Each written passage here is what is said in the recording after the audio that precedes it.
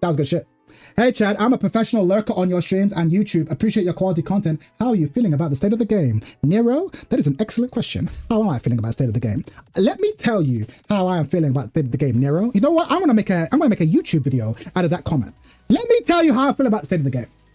I want to love Tekken 8. I do want to love Tekken 8.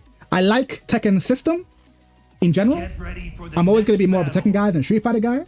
And I like the player base of Tekken, even the Kazuya players. Lol. But I am worried about the state of the game. I'm not gonna lie.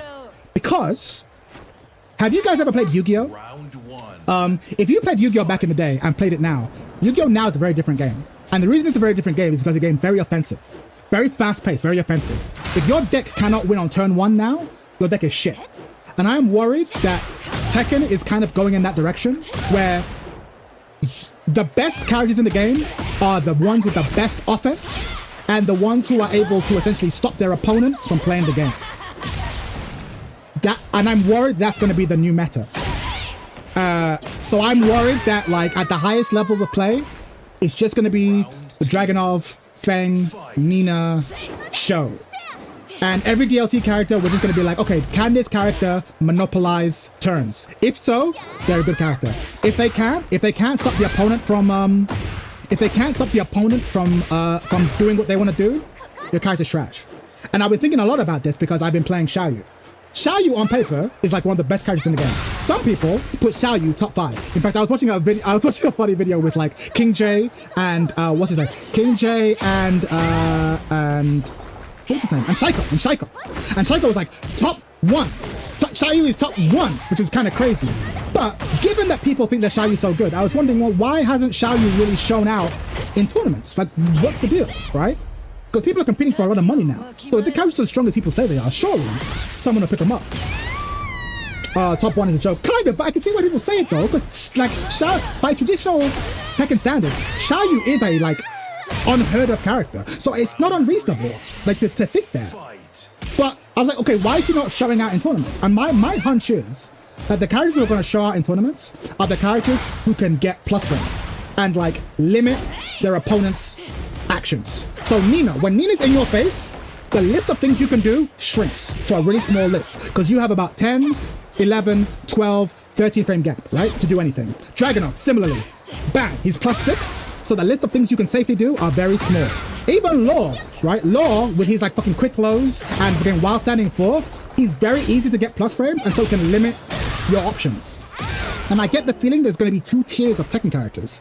The Tekken characters who have to play Tekken, and the Tekken characters who can stop you from playing Tekken for an extended period of time. My final piece of like evidence for this claim is Horong, right? Everyone kind of accepts that Horong is not really a top tier character. Horong's kind of mid tier, right?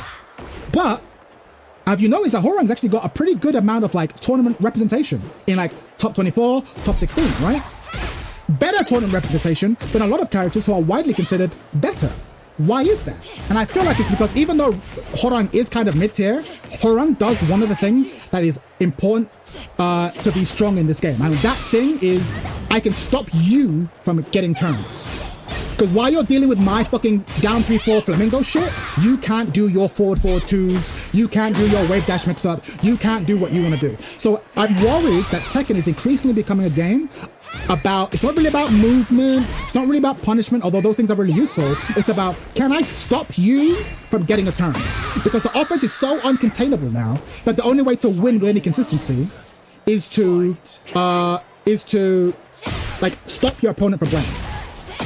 Which I'm worried about. So hopefully that answers your question, Nero. I know that was a pretty long-winded answer, but these are kind of like my shower fucking toilet thoughts of Tekken. Where I'm like, what do I think about Tekken? Do I still enjoy Tekken? Do I like Tekken? Am I worried? These are the things I'm thinking about.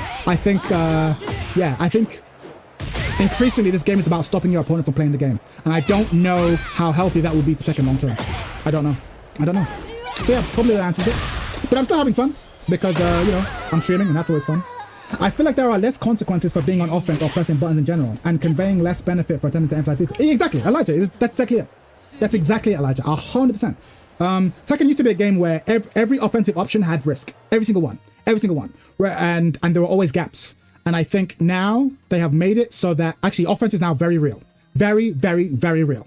And so now the only way to survive isn't to be very defensively knowledgeable, having great movement, great punishment, but rather the way to survive is by stopping your opponent from doing their offense.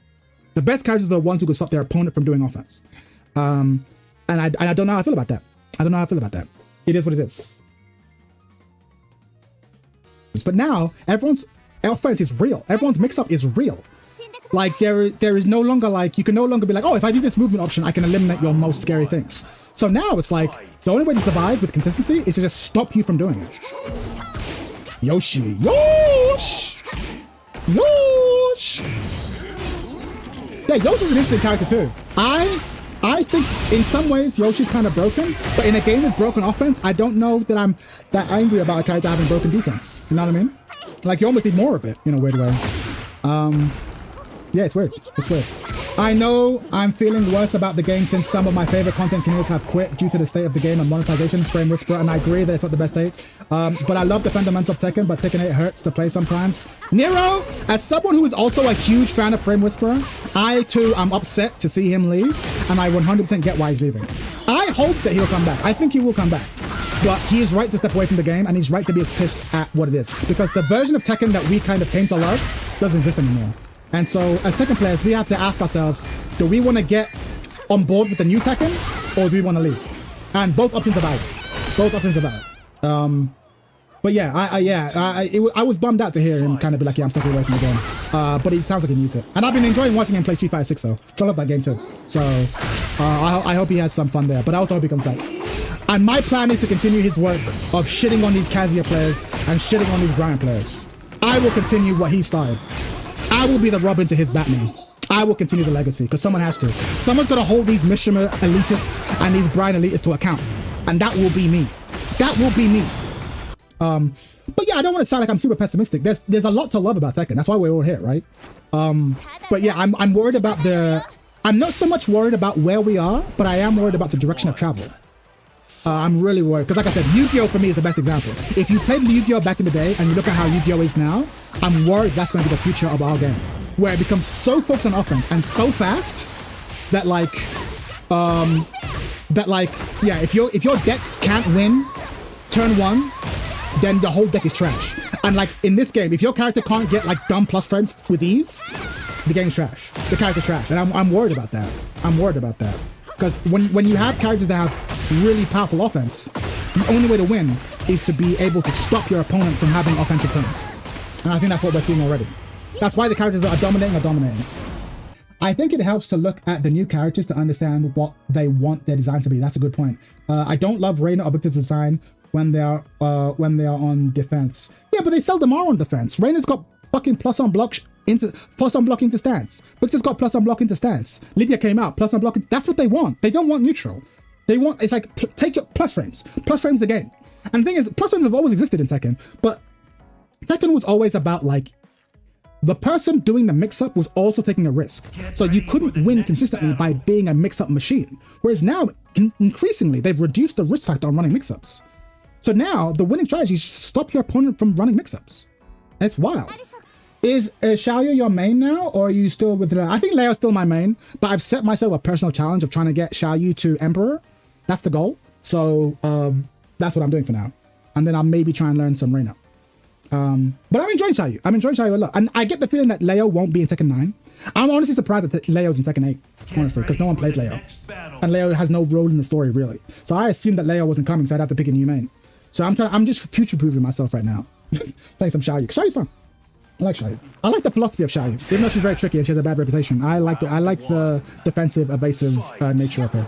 I think she's good. And I'm trying to develop a very defensive Xiaoyu. And I've not seen any of those. I think the future of Xiaoyu is defensive, despite everything I've said about offense. But we'll see. We'll see.